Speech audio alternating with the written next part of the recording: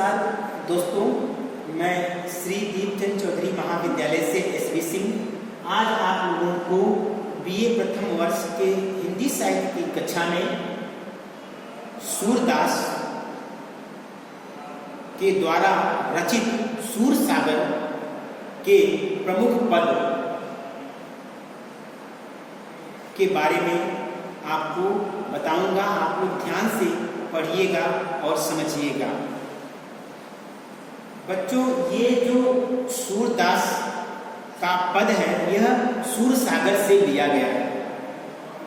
ठीक, यह परीक्षा की दृष्टि से बहुत ही महत्वपूर्ण व्याख्या है। आप लोग इसको ध्यान से पढ़िएगा और समझिएगा। ठीक, मैं पद पढ़ रहा हूं। मेरो मन अनक कहाँ सुख पावे, जैसे उड़ जहाज को पंछी फिर जहाज पर आवे। कमल नयन को छाणी महात्म और देव को ध्यावे। परम गंग को छाणी पियासो दुर्मति को खनावे। जी मधुकर अंबुज रस चाख्यो क्यों करे फल भावे। सूरदास प्रभु कामधेनु तज छेड़ी कौन दो। ठीक बच्चों, सर्वप्रथम इस कविता की पंक्ति को व्याख्या करने से पहले मैं कविता के शब्दों को अर्थ बता दूंगा आप लोगों को, क्योंकि व्याख्या करने के लिए शब्द के अर्थ को जानना बहुत ही अति आवश्यक होता है। ठीक है, तो अब मेरो मन समझ ही रहे हो, हृदय। अनक, ठीक है, अन्य स्थान, आश्रय। कहां सुख पावे, ठीक है, इसका मतलब समझ रहे। जैसे उड़ जहाज, उड़ मतलब उड़ना, जहाज को पंछी फिर जहाज पे। ठीक, पंछी मतलब होता है पशु पर, पंछी जहाज पर आवे। ठीक, जहाज आप जानते ही हो। कमल नयन अर्थात अपने आराध्य इष्ट देव अर्थात विष्णु भगवान। छाणी महात्म, महात्म होता है महिमा, महिमा मतलब कमल नयन की महिमा। और देव को ध्यावे मतलब किसी और देवता का ध्यान करना। ठीक, अब परम गंग को छाण, परम गंग को छाण मतलब पवित्र गंगा, पवित्र गंगा नदी। छाण पियासो मतलब प्यासा। दुर्मत कूप खनावे, दुर्मत मतलब है दुर्मत। दुर्मत मतलब क्या होता है, दुर्बुद्धि। ठीक, अब कूप मतलब कुआं, खनावे। ठीक, कूप का मतलब होता है कुआं। जी मधुकर, मधुकर होता है भौरा। अंबुज, अंबुज मतलब होता है कमल का पर्यायवाची है जो अंबुज। रस चाख्यो, चखना, रस का स्वादन करना, रस का रसास्वादन करना।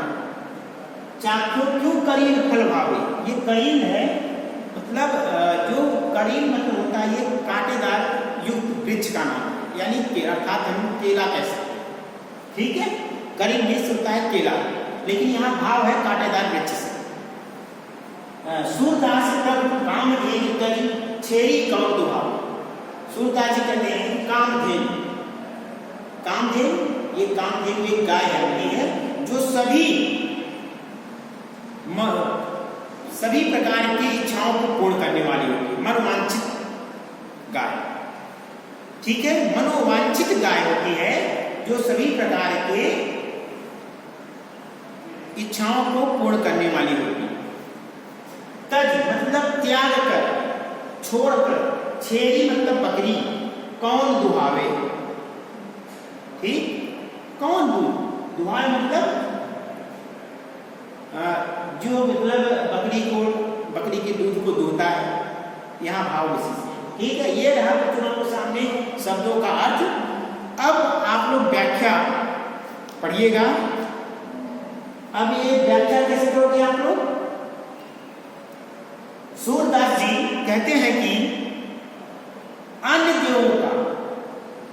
देवों का त्याग करके सूरदास श्री कृष्ण की भक्ति तथा उपासना के लिए यहाँ अपने व्यवहारिक तथा भाव प्रधान तर्क देते हुए कहते हैं कि क्या कह रहे हैं? यही है, मेरो मन अनंत कहाँ सुखा, कि मेरा जो मन है, चित्त है, हृदय है, वह श्री कृष्ण के अतिरिक्त, क्योंकि सूरदास के आराध्य कौन थे? श्री कृष्ण थे। श्री कृष्ण जी के अतिरिक्त और कहीं भी शांति प्राप्त नहीं करता, और किसी भी देवता का स्मरण करने से मेरा मन शांति प्राप्त करता ही नहीं। इसके लिए वह एक उदाहरण देते हुए कहते हैं, एक उदाहरण के द्वारा अपनी बात की पुष्टि करते हैं। क्या है? जैसे उड़ जहाज या जैसे समुद्री जहाज पर बैठा हुआ एक पंछी अन्य आश्रय की खोज के लिए, यानी दूसरे की अन्य आश्रय की खोज के लिए उड़ता हुआ पुनः हार कर फिर से उड़ता हुआ पुनः हार कर फिर से हार कर अन्य आश्रयों को न पा, आश्रय मतलब पंछी जब जहाज समुद्री जहाज चलते हैं तो केवल एक ही जहाज मान लीजिए चल रही हो तो दूर दूर देखता है कि यहाँ तो बैठने का कोई सहारा ही नहीं है, हम कहाँ बैठे, क्योंकि चारों ओर जल ही जल दिख रहा है। ठीक, न पाकर पुनः उसी जहाज पर आकर बैठता है। ठीक उसी प्रकार मेरा मन भी है। क्या है? ठीक उसी प्रकार जिस प्रकार एक पंछी उड़ता हुआ समुद्री जहाज पर बैठता है, उसी प्रकार मेरा मन भी श्री कृष्ण के अतिरिक्त और किसी को ध्यान करता ही नहीं। ये ठीक। अब आगे देखते हैं, ये दोनों हो गया। कमल नयन को छाड़ महात्म और देव को ध्यान दे। सूरदास कहते हैं कि जो कमल नेत्र वाले श्री कृष्ण की महिमा गान को छोड़कर, श्री कृष्ण अर्थात कमल नेत्र वाले श्री कृष्ण की महिमा की गान को छोड़कर अन्य देवों का ध्यान कौन करेगा? कौन करेगा? क्योंकि इसका भी एक उदाहरण देते हैं।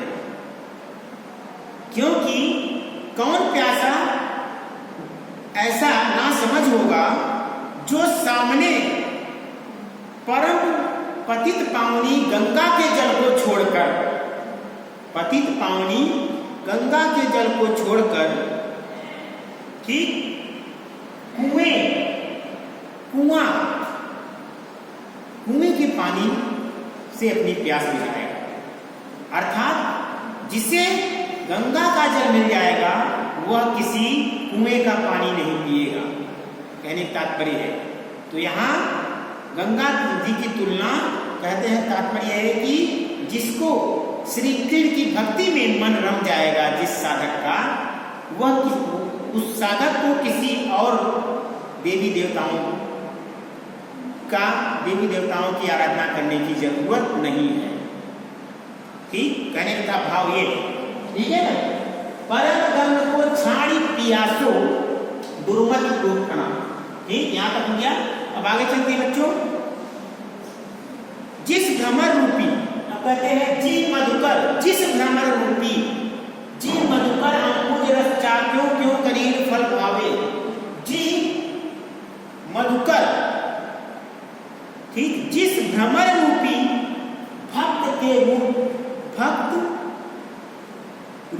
भक्त के चित्र में, जिस भ्रमर रूपी भक्त के चित्र में कमल रूपी रस का, चित्र में कमल रूपी रस का स्वाद चख लिया हो उसे करील, यानी उसे करील या केले के फल का स्वाद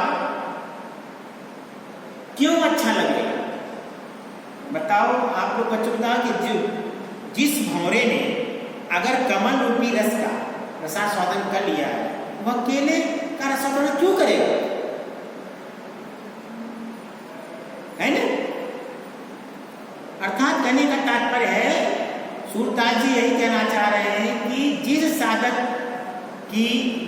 साधक का मन श्री कृष्ण की भक्ति में रम गया है, लग गया है, वह किसी और देवी देवताओं का स्मरण कर ही नहीं सकता, क्योंकि उसके आराध्य देव भगवान श्री कृष्ण ही है। इसीलिए कहते हैं मेरो मन अनंत कहाँ सुख पावे। मेरा मन वही शांति प्राप्त कर सकता है, श्री कृष्ण के चरणों में ही मेरा मन शांति प्राप्त कर सकता है, और किसी देवी देवताओं के चरणों में मेरा मन शांति प्राप्त नहीं कर सकता है। क्यों? क्योंकि मेरे आराध्य देव श्री कृष्ण जी ही हैं। कहने का भाव ये है। ठीक, अब आगे देखो क्या कहते हैं, सूरदास प्रभु कामधेन तब छेड़ी कौन दुहावे। क्या उदाहरण दे रहे हैं?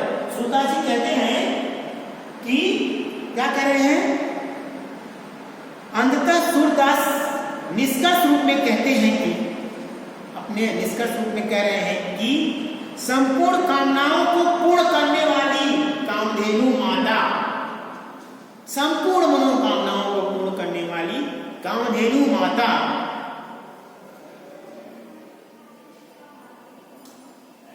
जैसे श्री कृष्ण त्याग करके कौन सा ऐसा व्यक्ति होगा जो बकरी के दूध के लिए